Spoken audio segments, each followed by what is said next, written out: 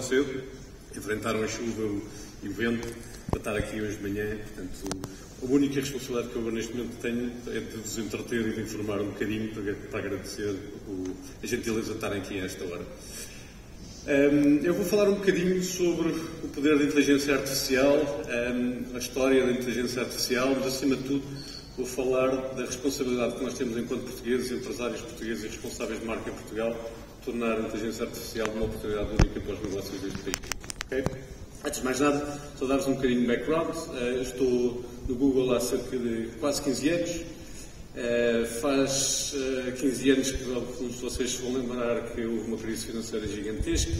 Está ali uma capa do The Economist de outubro de 2008, em que o mundo estava à beira do precipício, os bancos a falirem, estás a olhar para uma crise financeira que depois, como sabem, deixou marcas muito importantes no mundo, e especialmente aqui em Portugal.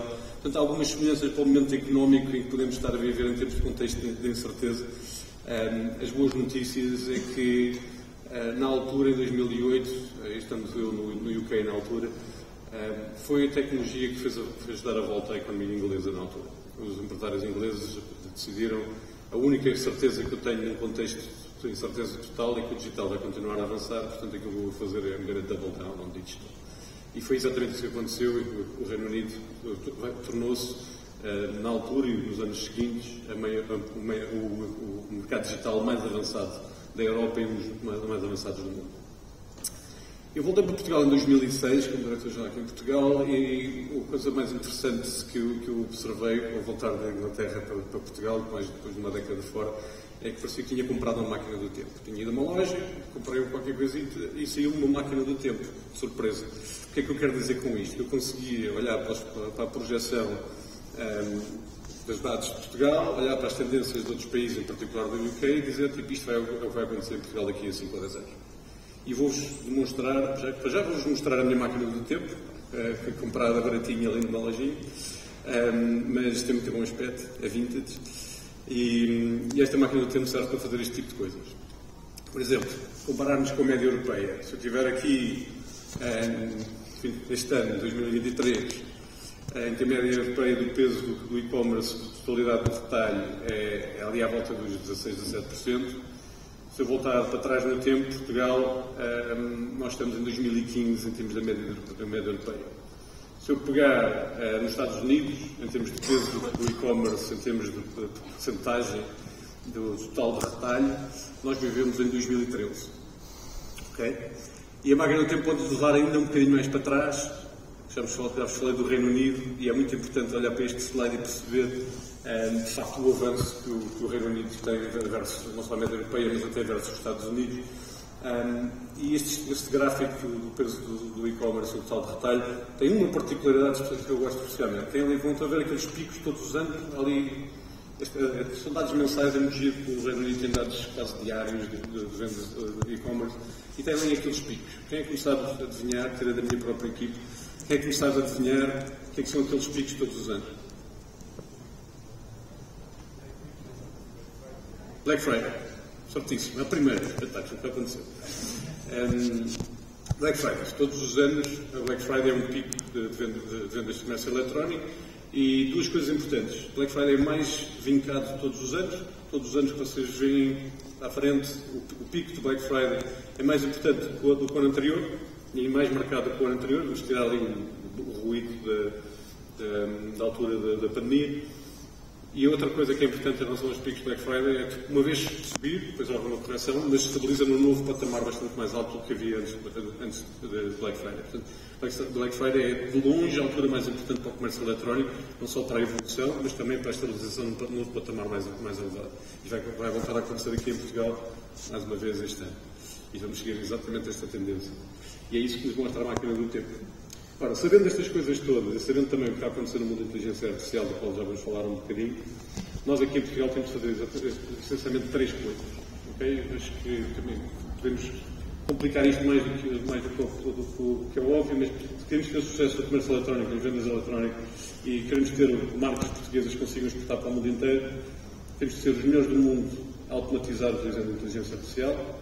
Temos de ser os melhores do mundo a criar escala através da resiliência, através da internacionalização, e temos de ser responsáveis na forma como coletamos os dados para alimentar a máquina de inteligência artificial e ter a privacidade dos utilizadores sempre top of mind. Caso contrário, vamos perder a confiança dos utilizadores ou até dos reguladores. Falar um bocadinho de inteligência artificial. A inteligência artificial já foi falada várias vezes aqui ontem, mas a palavra podia substituir a inteligência artificial para o mundo dos negócios é a eficiência. Okay? É isto basicamente que quero dizer. Já vou quantificar em termos de dinheiro quanto é que isso pode valer, mas para ter uma pequena ideia, fizemos este vídeo da minha máquina do tempo. Este vídeo foi criado por uma máquina em poucos segundos. Que era um vídeo de deste DeLorean a chegar a 10 km por hora e desaparecer no futuro. E ele criou este vídeo, nenhum humano criou este vídeo. Mas o nível de eficiência que estamos a almejar, especialmente vamos falar especialmente de marketing, é absolutamente estratosférico. Antes disso, neste contexto de máquina do tempo, também vos quero dar um bocadinho a história da inteligência artificial. Não querendo ir para os primórdios dos anos 50, os Alan Turing, etc., entrando, se calhar, num ano muito importante, foi 2017. 2017 foi o ano em que o CEO do Google disse: nós vamos ser uma companhia Artificial Intelligence First. Nós tínhamos acabado de estar ali nas guerras do mobile, com a Apple, etc. E, aliás, nós estávamos no meio das guerras do mobile, mas já se antevia que a próxima grande revolução, que a próxima grande onda ia ser a inteligência artificial. E o CEO do Google foi nessa presciência, é sempre bom dizer bem do chefe. Em 2017 decidiu nós vamos reorientar a companhia inteira da inteligência artificial. E o que é que isto quer dizer? Que em 2017 sai um research paper seminal absolutamente importantíssimo, o research paper mais importante da história da computação em muitos anos, que se chama Transformers. Aliás, o research paper, se alguém tiver a possibilidade de ler, chama-se All You Need is Attention, or Attention is All You Need, e basicamente introduz o conceito de Transformers. Transformers não são os brinquedos da vossa infância, é um conceito de como transformar linguagem em dados, neste caso em tokens. É a capacidade de nós transformarmos a linguagem em qualquer coisa que as máquinas entendam muito melhor. Okay? E a partir daí o avanço tem sido exponencial. Já agora Transformers, GPT, Generative Pre-trained Transformers é a base de toda a tecnologia de inteligência artificial, Natural Language Processing, que vocês conhecem hoje em dia e que há um ano atrás a maior parte das pessoas nem sabia que existia, e hoje em dia é a única coisa que nós falamos. Só para dar um bocadinho de ideia da importância de 2017 também como um ano. Estes modelos de que eu vos falei foi o ano em que a média dos resultados de inteligência artificial em testes contra humanos em algumas tarefas básicas ultrapassou a média dos humanos. Aquela linha a picotar do lado esquerdo é a classificação de imagens, portanto, humanos a classificar imagens versus as máquinas a classificar as imagens, e o lado direito é a compreensão de leitura. Um texto, consigo entender o que é que aquele texto quer dizer, versus como a máquina consegue entender aquele texto. E ali, por volta de 2017, 2018, é quando se passa a linha, quando a máquina passa a conseguir fazer testes de compreensão, tanto de imagem como de escrita, acima da média do ser humano. Isto quer dizer que, entretanto, estes modelos têm evoluído brutalidades. Este modelo que nós desenvolvemos especificamente para healthcare, chamado MedPalm 2, é um modelo que em outubro de 2022, em dezembro de 2022, passou pela primeira vez ao exame da Ordem dos Médicos nos Estados Unidos e que, passado poucos meses, vocês verem o tipo de evolução que este tipo de coisas conseguiu ter, passou de 65% no exame da Ordem, 60% é o mínimo para passar, obteve 65% em dezembro, mas passou para 80% e tal por cento já há poucos meses atrás. Portanto, nós estamos a assistir a uma evolução absolutamente exponencial na capacidade das máquinas conseguirem entender conhecimento humano e tirar dali o melhor partido. Isto, em termos de compreensão de texto, em termos de compreensão visual, a mudança também tem sido absolutamente fantástica. Há muita gente que me pede sempre a voltar a pôr este slide, nós já os usámos há muita malta que adora este slide. Esta fotografia é complexa, basicamente tem piada, nós somos seres humanos que conseguimos perceber mais ou menos porque é que isto tem piada. É o Barack Obama, que nós sabemos que é uma pessoa famosa, a pôr o pé em cima de uma balança, para o tipo que está a pesar, achar que está mais pesado do que realmente é. demora um bocadinho de tempo a compreender. Há 10 anos atrás, uma máquina olhava para isto, não conseguia dizer qual era o número de pessoas certo que lá estava a colocar reflexo ali no espelho, não conseguia perceber porque é que isto tem piada, podia um bocadinho descrever as coisas, lá estão. Hoje em dia a máquina consegue dizer exatamente porque é que esta imagem, quem é que está nesta imagem, quantas pessoas é que lá estão, consegue descontar as pessoas que estão nos reflexos e por aí fora, e consegue entender que esta imagem é famosa e tem piada, porque é o Barack Obama a pôr o pé em cima de uma balança, de um tipo, para fazer pensar para mais pesado do que aquilo que realmente é. Ora, só uma ressalva, inteligência artificial e Generative AI são duas coisas diferentes. Generative AI é um dos ramos da inteligência artificial e é aquilo que dá mais base neste momento. Mas é muito importante entender que existem muitas outras formas de inteligência artificial. Nós vamos falar primariamente de Generative AI hoje, mas é preciso nunca nos esquecermos que existem muitos outros campos de inteligência artificial que são igualmente importantes e nos quais tem havido uma evolução absolutamente estratosférica. E eu hoje vou tocar em dois ou três deles. Antes de mais nada, dar uma notícia importante, acho que a Sofia Marta ontem também já mencionou isto numa das talks que deu num dos outros palcos, mas há cerca de 2 meses nós anunciamos o lançamento do BART, que é o nosso chatbot de inteligência artificial, que foi lançado pela primeira vez em português de Portugal, que é um milestone, um marketing importantíssimo para nós aqui em Portugal, termos este tipo de ferramentas disponível na nossa língua, no nosso país. E ele é capaz de ter este tipo de coisas. Eu pedi-lhe um poema sobre viajar para Portugal e ele faz-me este lindo poema sobre "Oh Portugal, land of beauty and grace, where allure calls me from every place, from the bustling streets of Lisbon town to the golden sands of Algarve renown." Lindo. Mas eu quero isto em português. E se eu pedir isto em português, ele faz isto em português. Portugal, terra de encanto, onde a beleza está em cada recanto, das ruas de Lisboa à costa algarvia, tu és um país que me fascina. Isto é engraçado e nós já vimos isto em chatbots interessantes. Se calhar um ano atrás a gente ficava de queixo caído, hoje em dia já não impressiona ninguém. Portanto, vamos tentar que ele faça coisas ainda mais giras. Ok, gostei muito deste poema, planeia uma viagem para Portugal. 7 dias.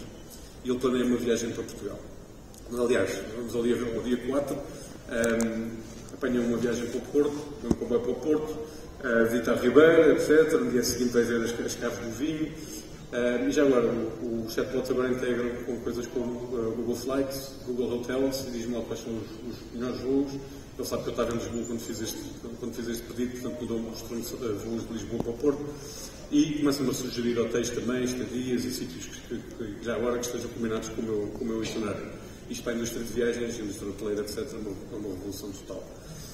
Mais interessante que isto é quando eu lhe peço para fazer alterações baseadas no meu gosto pessoal. Se eu disser eu adoro golfe, não é verdade, mas fica bem para a apresentação, acrescenta-me uma voltinha num campo de golfe num dos dias quando eu estiver no Porto. Eu no dia 5 acrescenta-me play a round of golf at the Estela Golf Club, one of the best golf courses in Portugal. Portanto, ele entendeu o contexto, entende o sítio, entende as distâncias e ajusta o conteúdo automaticamente baseado nisto e já agora acrescenta imagens para ilustrar aquilo que nós lhes temos pedido.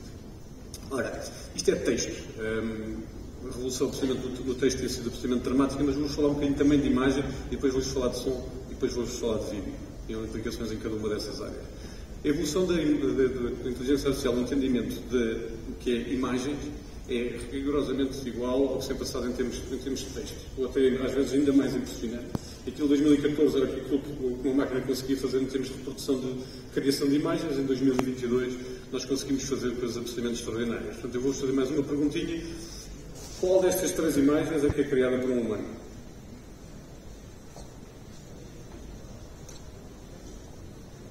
Uma resposta qualquer. Vocês não podem. A do meio? A do meio? Quem tem mais candidatos? Do meio? Vou fazer aqui uma pergunta a esta senhora aqui. Qual delas é? É a primeira do senhor? Está tudo errado. É a última, é a terceira. São instrumentos impossíveis de distinguir. Okay? Hoje em dia, a criação de imagem é virtualmente indistinguível do que é a realidade, a não ser porque houve olhos treinados. E já vais falar um bocadinho do que isso implica em termos de impacto em desinformação, etc. Mas, para vocês terem uma pequena ideia, a qualidade das imagens que são produzidas hoje em dia é deste calibre. E eu acho que tínhamos esforçado para encontrar uma que fosse produzida por humanos, que fosse tão boa como as outras, que é para ser mais difícil de distinguir.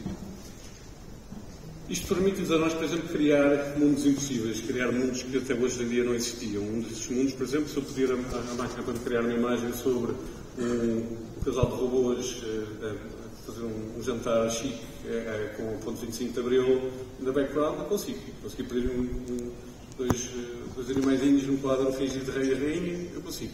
Conseguimos fazer mundos impossíveis, já agora para pessoas que gostavam de saber desenhar e não sabem, como é o meu caso.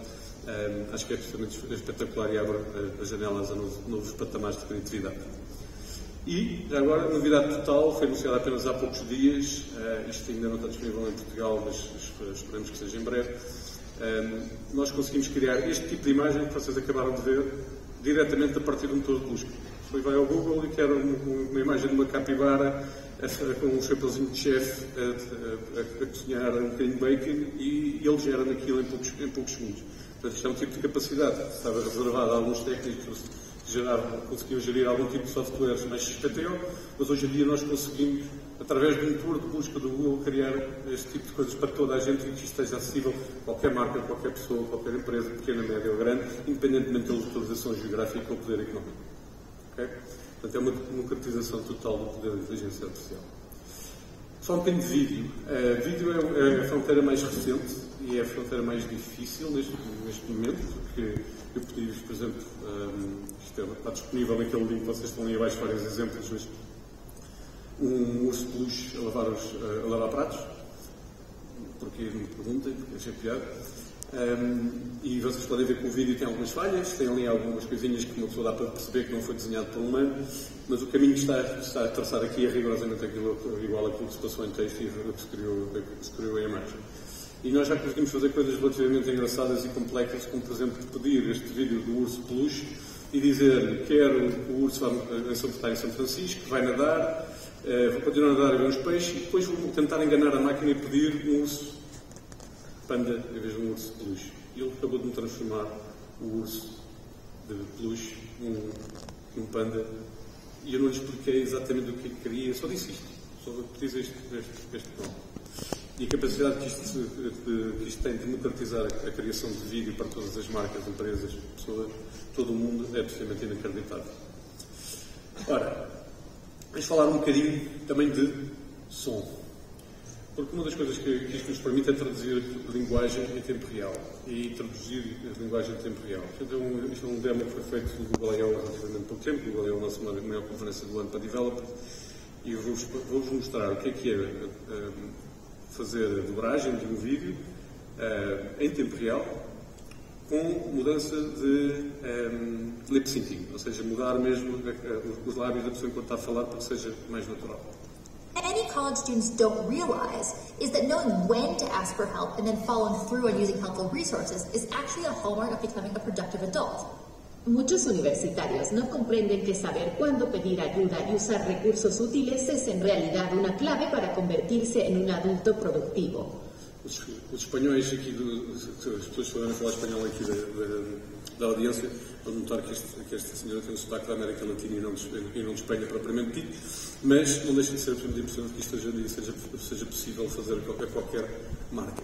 Imaginem o que é que isto significa, por exemplo, na adaptação de vídeos e criatividade para poder tornar uma marca mais global em relativamente pouco tempo e democratizar e baixar os custos de produção para que as marcas possam chegar a novas audiências em países novos em pouco tempo. Mas também implica que nós conseguimos fazer coisas engraçadas, como, por exemplo, produzir música em línguas que não existem, ou línguas os quais as músicas originais não existem, e criar e dar novos ares à nossa criatividade enquanto marketing. Vou dar só um exemplo que eu achei piada no outro dia de criar. Tentei criar fado em ucraniano, em homenagem aos ucranianos que bravemente resistem à invasão a que estão sujeitos. Portanto, a minha singela homenagem. Podemos tocar o som, por favor?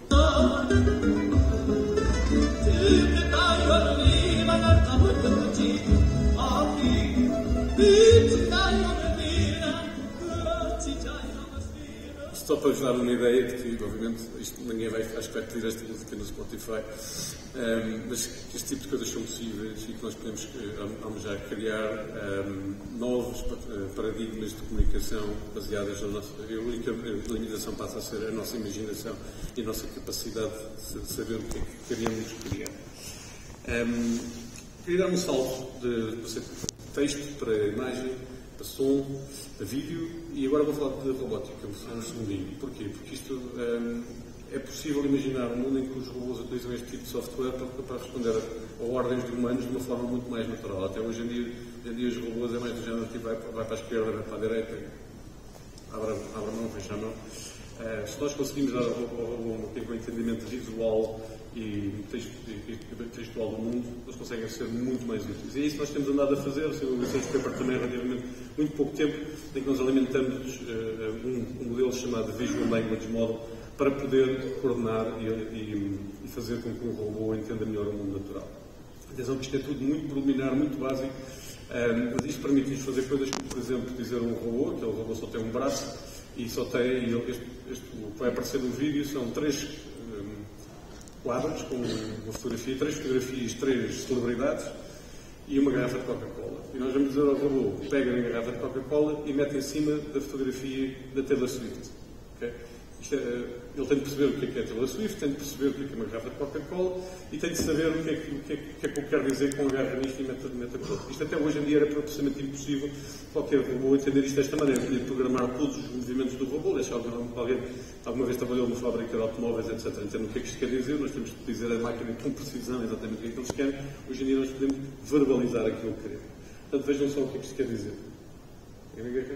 Taylor Swift. Tem pouco jeito, mas faz. E isto, podem imaginar isto projetado há alguns anos, o tipo de impacto que pode ter na utilidade prática dos robôs e de como eles podem aumentar notavelmente a eficiência das operações, especialmente operações industriais. Só para vos dar um bocadinho de ideia de como é que estes robôs aprendem, vamos utilizar uma coisa super portuguesa, que é o futebol, e tentar mostrar-vos o que é uma equipa de futebol de robôs e como é que eles podem aprender utilizando a inteligência artificial, sem zero de programação do nosso lado. A única coisa que lhes vamos dizer é marquem os golos. Pretty good kick on them, can still get good game. A soccer match at DeepMind looks like fun and games, but here's the thing. Humans did not program these robots to play. They learned the game by themselves. It's coming up with these interesting different strategies, different ways to walk, different ways to block. And they're doing it. They're scoring over and over again. This robot here? Raya Hatzel, Vice President of Research and Robotics, showed us how engineers used motion capture technology to teach the AI program how to move like a human. But on the soccer pitch, the robots were told only that the object was to score. The self-learning program spent about 2 weeks testing different moves. It discarded those that didn't work, built on those that did, and created all-stars. There's another goal. There you go. Acho que o Ronaldo se punha a pau. Mas acho super interessante acompanhar o desenvolvimento da inteligência artificial aplicado à robótica e especialmente à industrialização. Ora, falamos muito do tipo da revolução da AI nos diversos campos, mas também vou explicar um bocadinho why does this really matter? E há pessoas que acham que isto é hype. Não é hype. Isto é a coisa mais importante que vai acontecer na economia durante a próxima década. Há aqui um estudo da Goldman Sachs, basicamente, que acha que isto é a coisa que mais vai impactar a produtividade humana nos próximos 10 anos. Qualquer coisa com 7 trilhões de dólares de aumento de PIB global por ano. Já agora, isto provavelmente significa alguma coisa para a maior parte das pessoas na sala, vendas, marketing e IT são de longe as 3 funções que vão ter mais impacto direto e imediato deste tipo de tecnologias. No surprises there. Falar também um bocadinho do Google Portugal, porque é muito importante falar de tecnologia, mas também falar da parte de componente humana e da nossa presença on the ground. A nossa missão aqui em Portugal é tornar Portugal um líder digital e garantir que Portugal se movimenta numa trajetória de sustentabilidade, inovação e segurança, mas sem deixar ninguém para trás. Esta parte é importantíssima e o que é que nós queremos dizer com isto? Há mais de 16 anos estamos aqui em Portugal e o nosso foco é muito em 3 áreas. Programas para expandir competências digitais em Portugal. Nós, em Portugal, fomos atrasados para a revolução da web, fomos atrasados para a revolução do mobile. Nós não podemos chegar atrasados à revolução do AI. Não podemos. Já estamos muitos anos atrás e esta é a nossa oportunidade agora de apanhar a próxima grande aceleração. Ontem a Luísa Guerreiro do DNS.pt falou, por exemplo, do Rampa Digital, do qual nós somos parceiros. É um dos programas de apoio às competências digitais que temos aqui, nós temos muitos. Desenvolvimento de produtos, aqui em Portugal, já falei do BART, mas também ter uma equipa que apoia as PMEs portuguesas e também as grandes empresas, tanto em termos de publicidade como em termos de tecnologia cloud, e investir em infraestrutura. Portugal tem uma posição geográfica invejável, um ambiente regulatório estável e saudável, e uma das coisas que fizemos foi inaugurar o maior cabo submarino de todos os tempos, que liga a Europa à África e que a terra aqui em Portugal, em Sesimbra, que já foi inaugurado e já está em funcionamento, mas inaugurámos também, ou anunciámos também, há muito pouco tempo, aliás, no mês passado, um novo cabo submarino, o primeiro cabo submarino a ligar os Estados Unidos à Europa, que a terra em Portugal. Que é um investimento que nós nos orgulhamos muito e que põe Portugal num novo papel de centralidade na economia digital global e na ligação transatlântica. Não se pode falar de AI também sem falar um bocadinho de ética e responsabilidade. Eu não vos vou amassar com todos os princípios de ética que é preciso haver à volta da AI, vou apenas falar do ponto número 4 e apenas muito brevemente. A AI é para servir os humanos. E esta é absolutamente crítico, que todos nós nos consciencializamos disto. A inteligência artificial é para servir os seres humanos, e ser accountable para os seres humanos quer dizer que as máquinas têm de ser benéficas para a sociedade dos humanos. Não existem para nos servir e para tornar a nossa vida melhor. E esse é o princípio básico que a inteligência artificial terá de cumprir e todo o seu desenvolvimento no futuro terá de ser benéfico para a sociedade como um todo. E já está a ser. Uma das coisas que a inteligência artificial já faz hoje em dia é, por exemplo, melhorar o rastreio do câncer da mama. Uma coisa que a inteligência artificial já faz hoje em dia é melhorar a nossa investigação científica à volta, por exemplo, do problema do desdobramento das proteínas e desenvolvimento de novos medicamentos. Ouvimos isso um bocadinho aqui ontem no palco, na questão da healthcare. Uma coisa que a inteligência artificial já faz hoje em dia é tentar prever o caminho das cheias e tentar deslocalizar populações do sítio onde vai haver um maior impacto das cheias, que é importantíssimo, por exemplo, na zona da Índia, Paquistão, etc. Uma coisa que a inteligência artificial já faz hoje em dia é tentar prever o caminho por onde os incêndios florestais se vão propagar.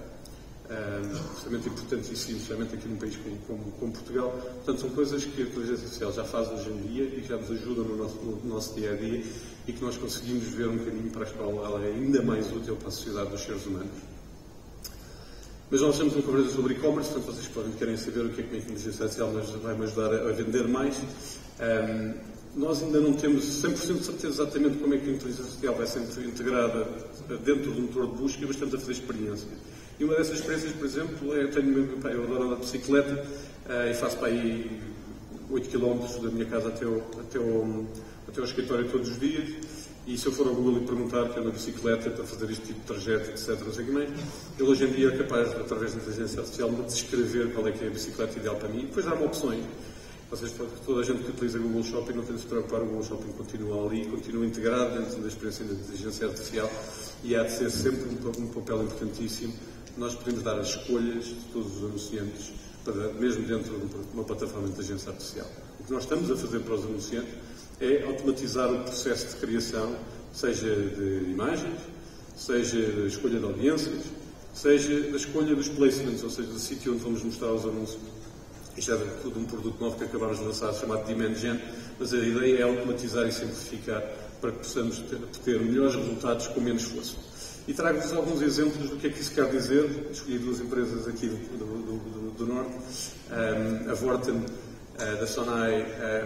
Uma das coisas que já faz hoje em dia é tentar automatizar a maior parte das campanhas de publicidade que faz connosco, e isto implica, em testes que fizemos, um aumento de 10 vezes na taxa de conversão em alguns casos, e um aumento de 3 vezes no return on ad spend. Ou seja, isto são números que são absolutamente estratosféricos, que só acontecem num contexto de inteligência artificial.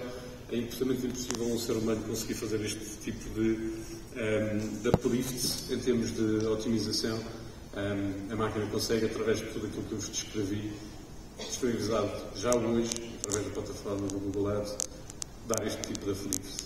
E trago outro exemplo aqui, que tenho muito orgulho em estrear aqui no palco hoje, tendo aqui o CEO desta empresa também, que me providenciou pessoalmente estes dados da Biparts, uma empresa que vende peças de automóveis usadas online, que é um dos maiores exemplos comércio eletrónico e de empreendedorismo aqui da região norte, e como nós temos muito orgulho de trabalhar, e que ainda por cima tem uma capacidade enorme de escolher bom vinho à refeição, uma coisa que também é ótima aqui do norte.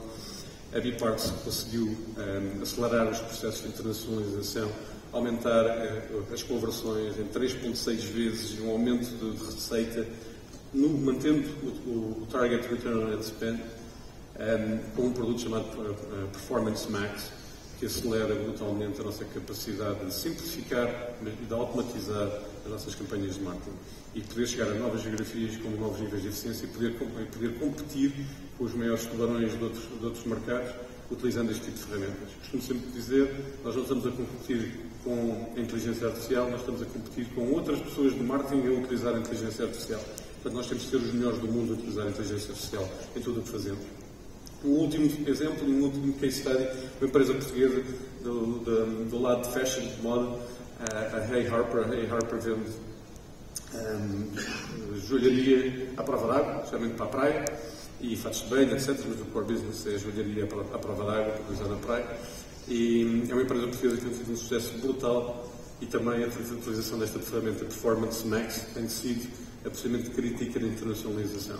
Automatizar, escalar, e isto implica, por exemplo, no caso da Hey Harper, que os Estados Unidos já são o maior mercado deles, representando mais de 50% da receita em relativamente pouco tempo, e abriram a primeira loja física em Nova Iorque, que começou há muito pouco tempo.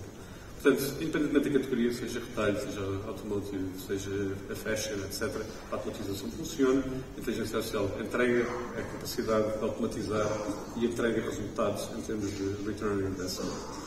Portanto, o último desafio que eu vos deixo é embarcar nesta viagem para o futuro, não nos deixarmos atrasar mais e, acima de tudo, utilizar esta oportunidade única na tecnologia, este momento único da história da tecnologia, que nos vamos lembrar das gerações futuras. Estamos aqui neste momento e a única coisa que nós queremos pensar é: apanhei a viagem para o futuro hoje e acelerei o meu crescimento utilizando a artificial, sim ou não? Deixo-vos esse como último pensamento. Muito obrigado e espero que tenham uma excelente conferência do resto do dia. Obrigado.